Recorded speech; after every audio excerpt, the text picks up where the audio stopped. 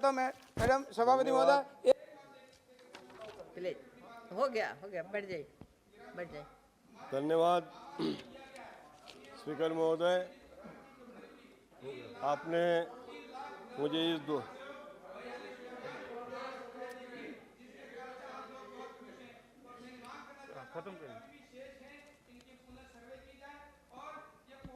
दे दी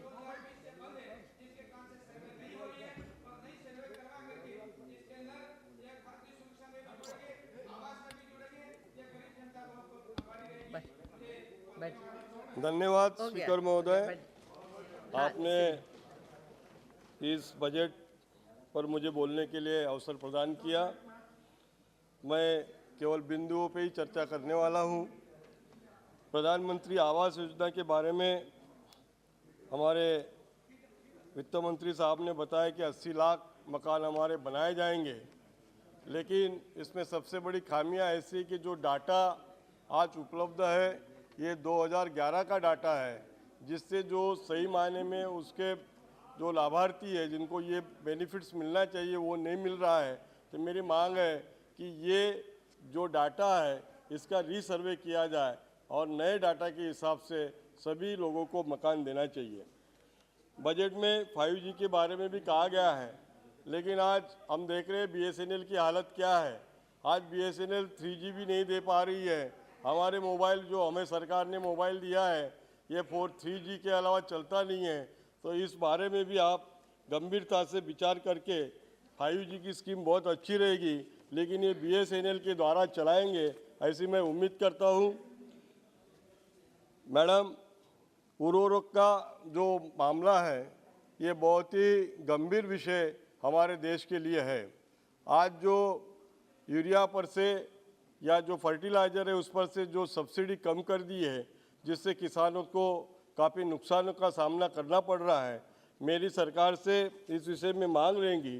किसानों की हालत बहुत गंभीर है।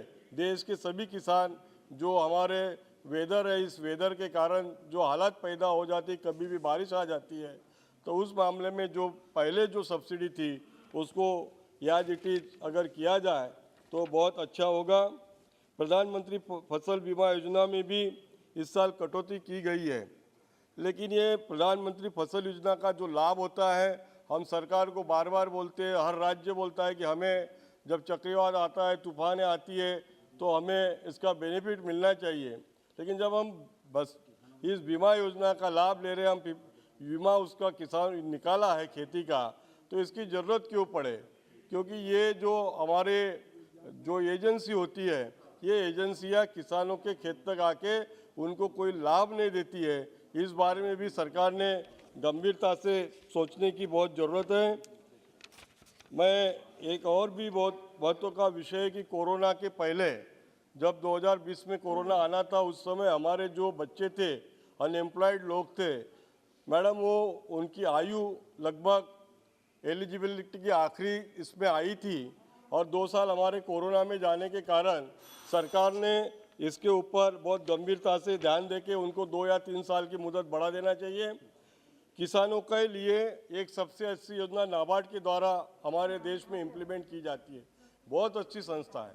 हमारे महाराष्ट्र में इसका ऑफिस, रीजनल ऑफिस पूना में है, जो नागपुर से अगर इस कोने से लेते जाओ तो 1000 किलोमीटर पर है। 1 मिनट बस, मुझे कोई ज़्यादा नहीं है। तो मैं मांग करता हूँ अर्थ मंत्री जी से कि इस नाबार्ड का रीजनल ऑफिस हमारे नागपुर में खोला जाए, जिससे कि विदर्भ के और मराठवाड़ा के सभी किसानों को इसका लाभ मिले। कारण अभी जो नाबार्ड का अफसर होता है वो घर में बैठ के, ऑफिस नहीं होने से घर में काम करता है। मैं थोड़े मेरे कॉन्स्टिट्यूंसी के पिछले बजट में जो घोषणा हुई थी मैडम, 2017 में मेरे नागपुर में नायपर की घोषणा हुई थी, लेकिन उस पर अभी तक कोई अमल नहीं हो रहा है, कोई कार्रवाई नहीं हो रही है। हो गया। पिछले बजट में मेट्रो की घोषणा नागपुर से रूरल एरिया तक की हुई थी, लेकिन अभी तक उसके ऊपर कैबिनेट की मंजूरी नहीं मिलने के कारण ये प्रपोजल रुका हुआ है। मैडम बस आखिरी 3 सेकंड दे दीजिए मैडम। उसी तरह से हमारे यहाँ पर नागपुर से सिवनी, जो हमारे बिशन जी ने भी मांग किया था, इसकी अगर उसको नागपुर रामटेक से सिवनी तक बढ़ा दिया जाए तो एक रेलवे लाइन का लाभ होगा। बढ़ा दिया जाएगा। चलिए, श्री JT नामग्याल जी। बहुत बहुत धन्यवाद बहुत बहुत जी। सभापति महोदय। मैं इस